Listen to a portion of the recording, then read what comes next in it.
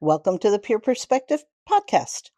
This podcast is brought to you by Ascend Mental Wellness. It is based on lived experiences and personal perspectives. It is not intended to replace therapy or medical advice. I am your host, Ginger Miller. And I am her co host, Michelle Morehouse.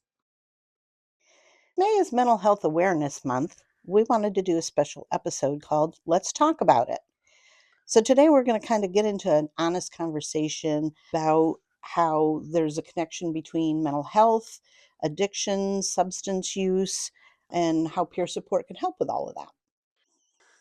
Because the reality is, these conversations impact so many people in our communities and our regions that we serve, whether directly or indirectly. Almost everyone knows someone navigating mental health challenges, substance use, recovery, or all three at the same time.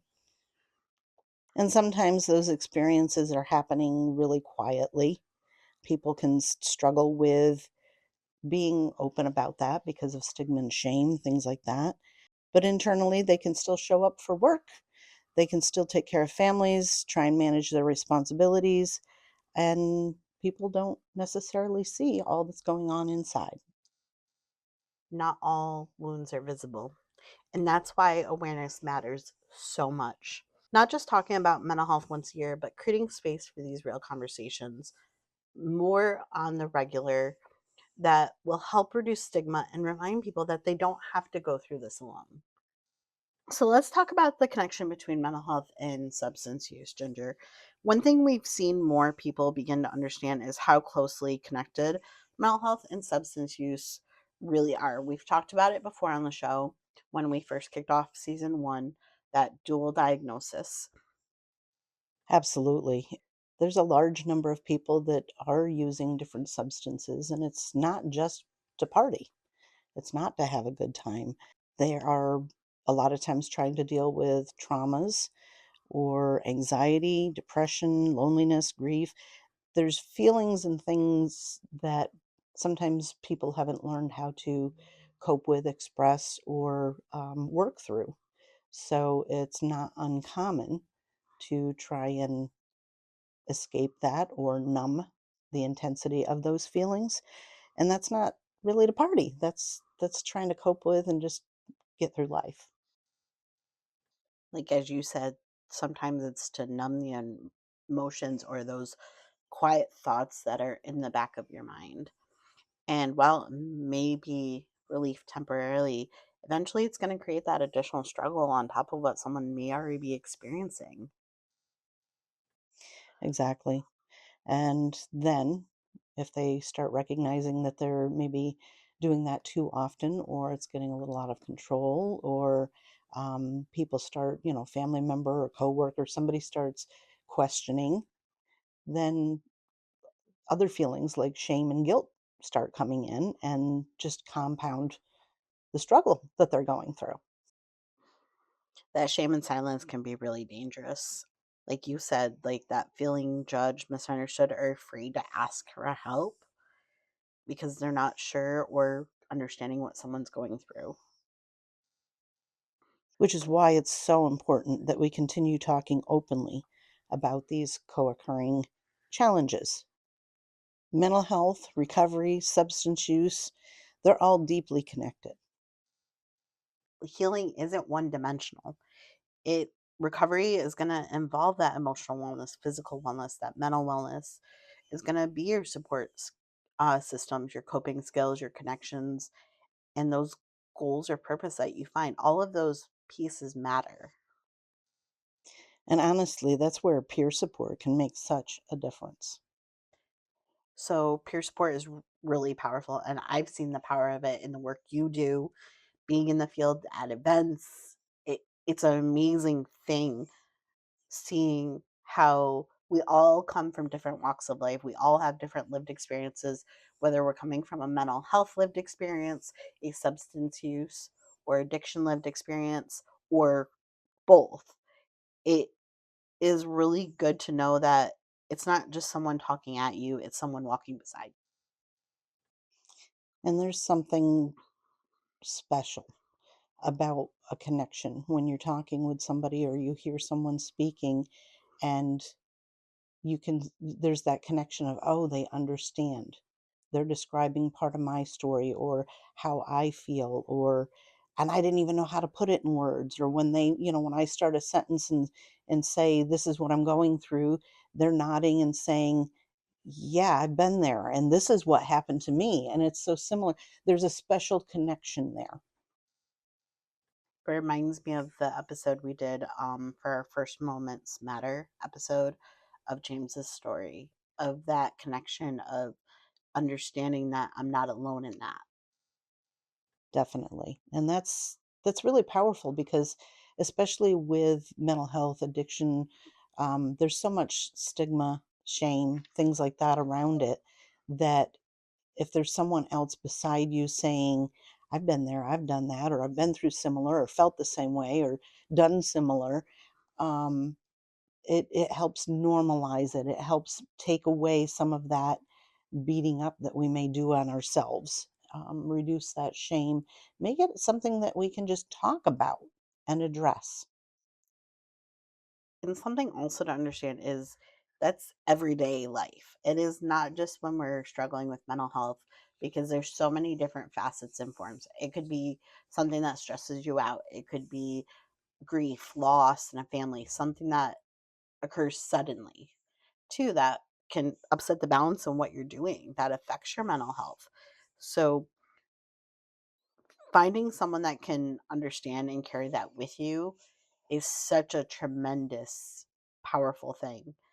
And sometimes people spend years feeling like nobody understands what they're carrying. And then they walk into safe spaces like the peer support space at maybe a dual recovery group or in our peer pod, where they have that one on one space to talk.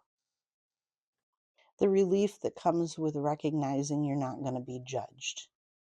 This person's saying that, they've felt similar, done similar, whatever. That means they're not going to judge me because they know what it's like. And such an important thing that we emphasize, especially when we're reminding people about our community dual recovery groups that we do at Hope and Healing, that it is a safe space. It's judgment free, because this is a space for you to come and talk with other people that have lived experiences. Because healing often starts with connection. Um, when we've got that connection, it can help us to find that strength, that courage to move forward. And before someone can believe in recovery and believe that it's possible, they usually need someone else to help them to see that it matters for them.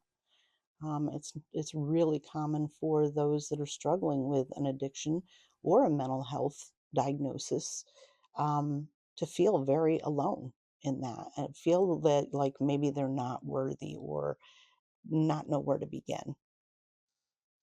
What's really unique about being a peer, especially a peer specialist or a SERPA, is you as peers really hold hope for those people sometimes until they're able to hold it for themselves again. I love that part about what I do. Um, seeing somebody, being able to see somebody and recognize that downtrodden, ready to give up look in their eyes, on their face, and the way they hold themselves, and then be able to listen to them and let them know that you're worth listening to. I'll listen to you. And you know what? You're not alone in that. Here, I've got a little bit similar. I know what that feels like, to make it real for them. And then to see them slowly, their eyes light up, or they start carrying themselves a little bit differently, or finding their own voice a little more. Just seeing those small, seemingly small changes happening, seeing that hope grow within them is so exciting for me. It's so rewarding to see somebody else ready to let me do what I can to move forward. And You share a few of those profound moments.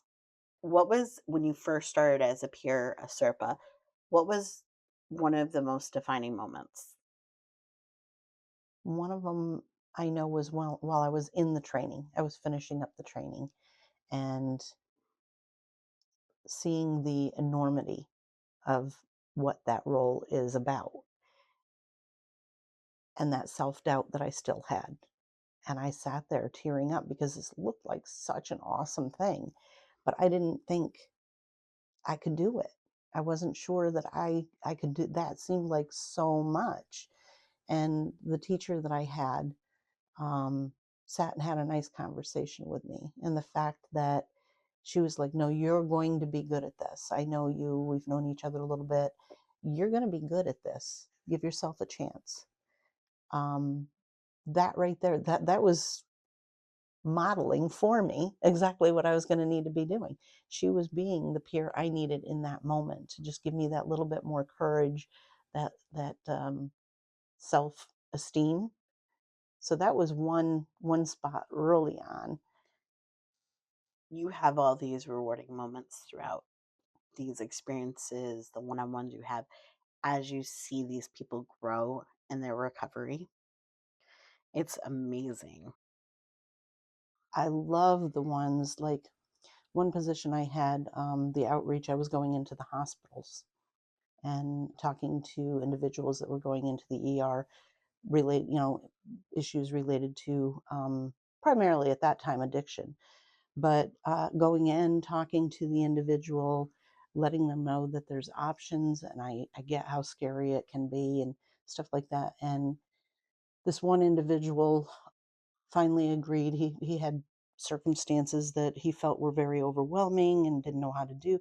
And so I just kept offering, well, have you thought about these ideas, or what could you do, or what have you done, what haven't you done? Just having that conversation with him, helping him to make the decisions. And he did decide to go to rehab. So he went to rehab. He came back. I saw his name showing up on sign in sheets occasionally, but I really didn't reconnect with him. And it was almost a year later that he came back to my office and stuck his head in and he says, "Do you remember me?" He looked so better, so much better. It took me a minute. I'm like, "Yes, you look familiar." And then he told me his name. Oh, yes. So just the idea that somebody, just talking with somebody, letting them know that they're important too, giving them that space, comes back a year later. I've got a year sober. I'm still struggling, little ups and downs, but I'm doing better. That was an amazing feeling, knowing that I helped contribute to somebody progressing. I think back to some of the events we experienced that we worked together in the field doing outreach and advocacy together, especially more recently. And I bear witness to one of those profound moments you've had, and I would love for you to share that. I think I know what one you're talking about. So, the Out of the Darkness ceremony we went to last year, there was a, a nice man with his family. It was his wife and children with him. And he was there because they had lost his son due to suicide. And we had a very nice conversation. He opened up and talked a little bit about his personal life and some of the struggles that came with addiction because of struggling with his loss. Um, and he was really enthusiastic about learning more about becoming a peer. Well, this year when we were there again for the ceremony, he and his family were there again. And this time he came up and he's like, "I am ready to be a peer." So we talked. We've got an appointment. We're going over, different tools to face what kind of struggles may be there that I've experienced or become aware of, so that that person will have fewer of them. But he's so excited about it, very eager, and he's got a lot of personal experience that would make a wonderful peer. So, Ginger, let's talk about peer specialist roles a little bit more in the context of a mental health peer specialist. We talk about a lot from the side of substance use and addiction, mental peer specialists, that peer support from that. But let's dive in a little bit more on the mental health side. So yes, there's primarily two types of peers. One being the mental health, which is called a peer specialist, New York certified peer specialist. And then the other one is the addiction side, which is called a SERPA, Certified Recovery Peer Advocate. And although the core of the idea behind being a peer is the same across the board, there are some pretty big differences when you go into the two different fields. One of the biggest differences that I've recognized is with the addiction peer, the SERPA. A lot of times the approach is, let's do this together. Let's see what we can do. Let me support you in your decisions. Let me help you see what decision, what options there are. Let's do this.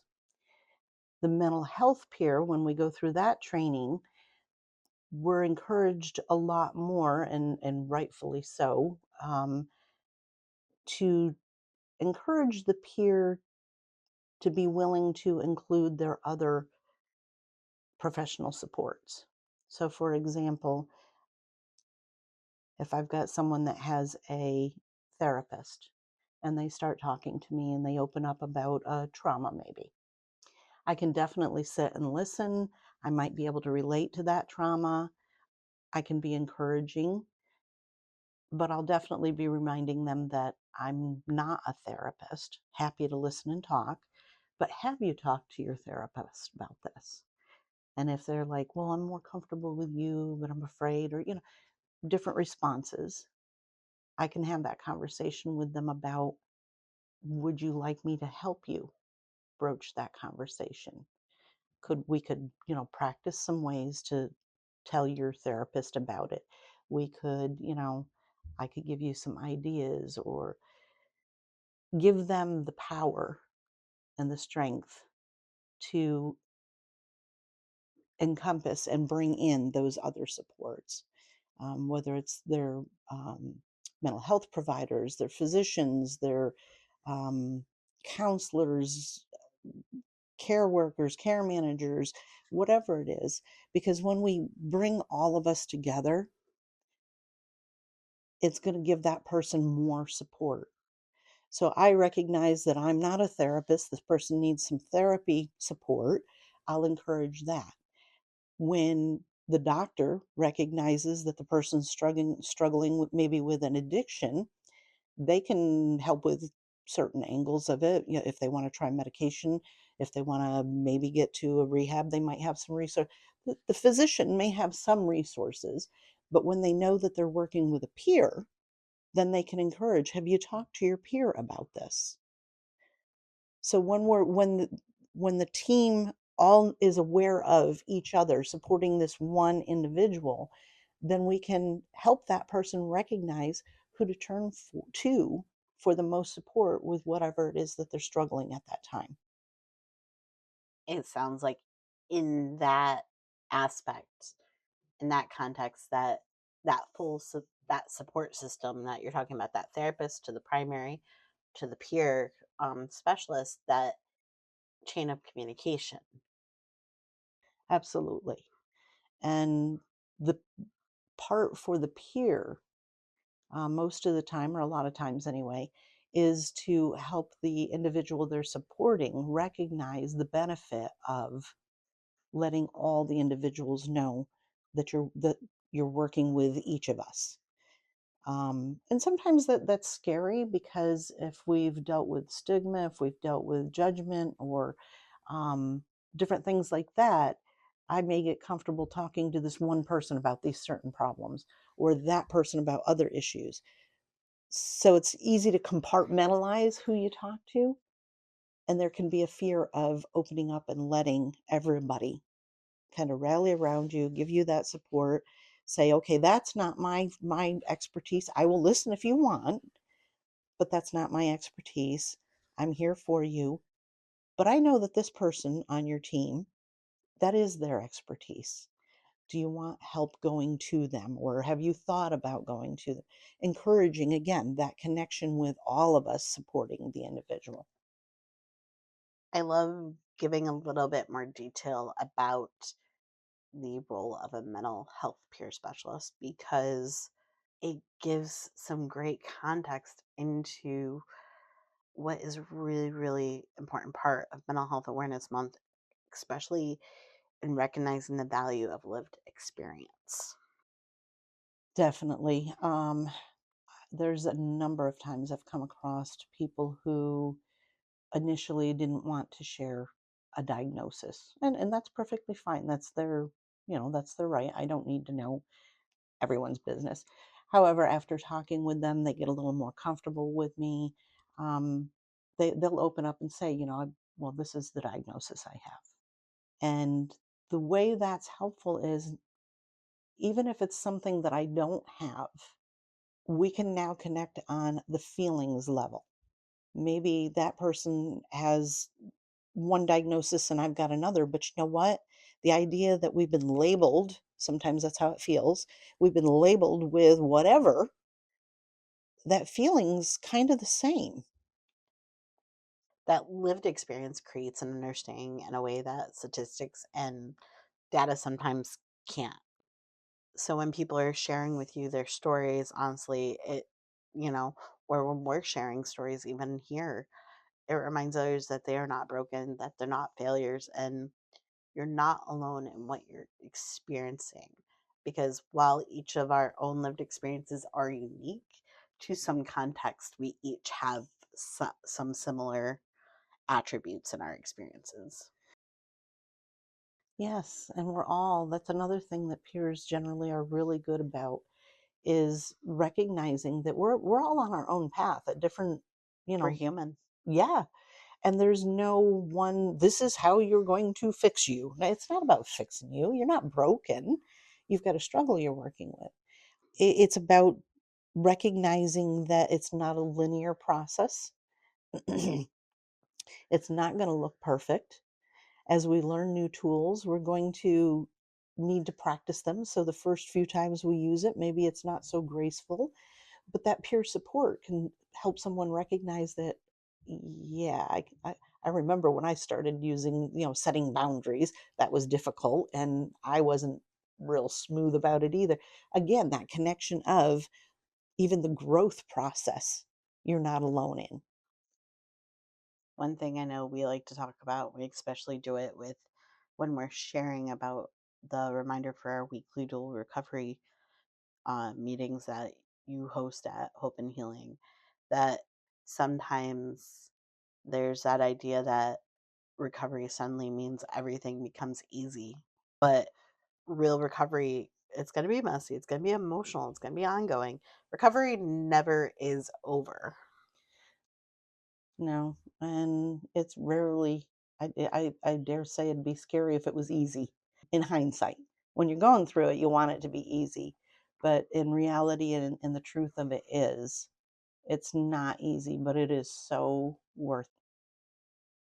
And oftentimes, with each of our lived experiences, whether it's going to be that mental health, the substance use, or the addiction, each of us are facing those barriers, facing those gaps, those bridges we have to cross. And there's so much to be said for the connection of community, creating those connections. It's great to have a peer, but what about some of the other resources that are there, other meetings, other, types of therapy, the more you pull into your support network, your safety net, the better that process is going to be. Our area, our Tri County has such a powerful relationship with community partners, with groups, at ensuring that there is a plethora of groups. You know, we have our community groups. We go to ACCA to help. You know, we go to BHU. In turn, Hope and Healing hosts a slew of different recovery groups. You know, Moms in Recovery. We got Lower Adirond Pride that has their support groups they do throughout the year for the LGBTQIA community. So many. High Peaks Hospice has grief groups. There's so many that are interconnecting. It's okay to talk about it. It's okay to open up and have that conversation. Each time each one of us opens up, shares a little bit about ourselves, our lived experience, whether we are in active recovery, whether we are on the way there, whether we're dealing with mental health, substance use, or addiction, or both, we are realizing that we're making those strides to breaking down that stigma, because that stigma is such a big piece. It keeps people from asking for help. It keeps them in that box of I'm not normal. Well, you know what? You are. You're not alone in it. There are a number of people that struggle with the same diagnosis you have. This, struggle with the same substance that you're, or addiction or whatever. You're not alone. Our advocating, the things we do not stop. Do it day in, day out. There's different month. There's suicide prevention month. There's recovery month. There's mental health month. But it is that direct connection into community, meeting people where they're at, that is breaking down those barriers, breaking down those gaps, connecting with one another. I think those community resources are a really big, important piece of that too. Things like doing the different tabling events and brainstorm or chalk the walk. Those different events make it so that an individual that maybe is a little shy or cautious. They're finding all those resources in one spot, whereas maybe they're able to open up with one particular partner or community organization. And then that community organization can then help guide, bridge that gap to that next connection. I hear what you're saying, but I think you really want to talk to, they're going to really be able to, they have more info. We are such a tight knit, close in that aspect in our area that it's not hem and haw. If one of us can't do something, someone else can. Yes, yeah. The partnerships that we have with the different organizations in the area is a huge help to that. And so another one of the benefits of the different functions like that is that because we're going out into the public, somebody that has that fear of connecting or going to doesn't have to. They're just walking past the library and they see us out there. They see, an event going on at Salvation Army and they can wander in. They They see our tree of hope with the green ribbons. They see that there's a resource event going on for LEAP in Hudson Falls.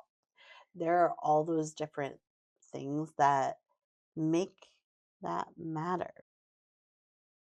and make it easier for them to get those resources. They don't have to dig through yellow pages or the internet and find who does counseling and which one's the better one. We're coming together and letting you come in and see, and it's in the open. So remember, mental health isn't just one day, it's every minute, every second. You want to embrace, because your mental wellness matters. But all of our lived experiences, all of our stories matter because they help reduce that stigma, and they help people realize recovery is possible for real people live real lives. And just one conversation can make a world of a difference. Just one person taking a few minutes to say, you're doing awesome. I see your growth. Or somebody can say, you're not alone, and give them that look or that touch of the hand or the support that they're looking for. It doesn't take a lot sometimes. The real connection happens with I don't know the right word, that synergetic kind of connection. It isn't always, have you filled out the right papers? So, as we close out our conversation today, we just want to remind everyone again, your mental health, your mental wellness matter. Embrace it, especially this month. Get out, check in with people, see how someone's doing. Maybe someone will check in with you and you're not realizing that you might need a lift in your mood, or just a lift in your day. And all those different little phrases are so true. It's okay to not be okay, one day at a time. There's so many of those kind of things that can be so helpful. If you know them, use them. If you're struggling, you don't have to carry it alone. There are As we've touched on, a number of resources. Recovery is possible. There are live examples of individuals that have been in similar situations that you're in and are doing better.